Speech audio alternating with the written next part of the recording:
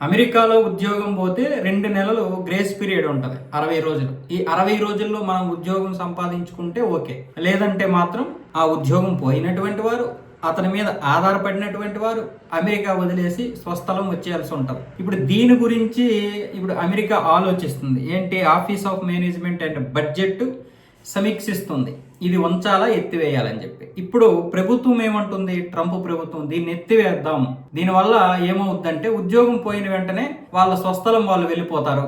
ఒక 10-12 రోజుల లోపు వెళ్ళిపోవాల్సి ఉంటుంది కాబట్టి మినిమం 15 రోజులు ఇస్తారు, వెళ్ళిపోవడమే. కాబట్టి మిగతా ఆ ఉద్యోగం ప్లేస్లోకి ఇంకొకరు మన అమెరికాకి చెందినటువంటి వారికి అవకాశాలు వస్తాయని చెప్పి ఇప్పుడు వైట్ హౌస్లో ట్రంప్ వాదిస్తున్నటువంటి వాదన. కానీ దీనివల్ల ఆ ఉద్యోగం కోల్పోయినటువంటి వ్యక్తి మానసిక క్షోభకు గురయ్యి ఏదైనా చేసుకున్న అవకాశాలు ఉంటాయి. వెంటనే వెళ్ళిపోమంటే స్వస్థలం ఎక్కడికి వెళ్ళిపోతాడు?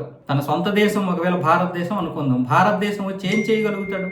కాబట్టి ఈ 60 రోజులు ఏదైతే ఉందో ఈ గడువు అనేది ఎత్తివేయొద్దు అని చెప్పి అక్కడ ఉన్నటువంటి చాలా మంది రాష్ట్రాల్లో ఉన్నటువంటి సెనేట్లందరూ కూడా దీన్ని వ్యతిరేకిస్తుంటే ఇప్పుడే వైట్ హౌస్ ఏమొచ్చేసి దీన్ని ఎత్తివేయాలని చూస్తుంది. దీన్ని ఎత్తేస్తే మనకు కావలసినటువంటి ఉద్యోగాలు కూడా పొందొచ్చు అని చెప్పి.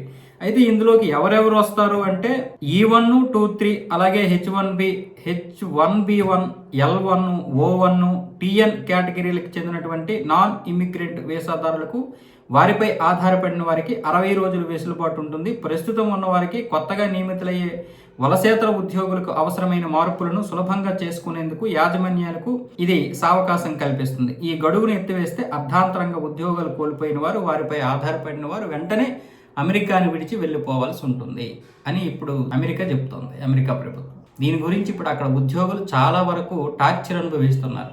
అంటే ఒకవేళ ఉద్యోగం పోతే మాత్రం రెండో ఉద్యోగం కూడా రానివ్వకుండా చేస్తారు. ఇప్పుడు వాళ్ళ యొక్క ఎవరైతే అమెరికా వాసులు ఉన్నారో వాళ్ళ ఉద్యోగాల కోసమే కదా ఇదంతా. ట్రంప్ ఇప్పుడు దీన్ని ఎత్తేస్తాడు. ఒకవేళ వద్దు అని సెనేట్లందరూ కోర్టులన్నీ కూడా చెప్తే ఆ ఉద్యోగాలు రాకుండా చేస్తే అయిపోద్ది కదా. మిగతా రెండో ఉద్యోగం రానివ్వకుండా చేస్తే ఈ 60 రోజుల తర్వాత అయినా వెళ్ళిపోతాడు. కాబట్టి ఆ విధంగా చేసినా చేయొచ్చు. కాబట్టి ఇప్పుడు ఉన్నటువంటి వాళ్ళైతే మాత్రం గుండెల్లో గుబులే వాళ్ళకి. కాబట్టి ఇప్పుడు అమెరికాలో ఉంటున్నటువంటి వారికి గుండెల్లో గుబులు పట్టుకుంది.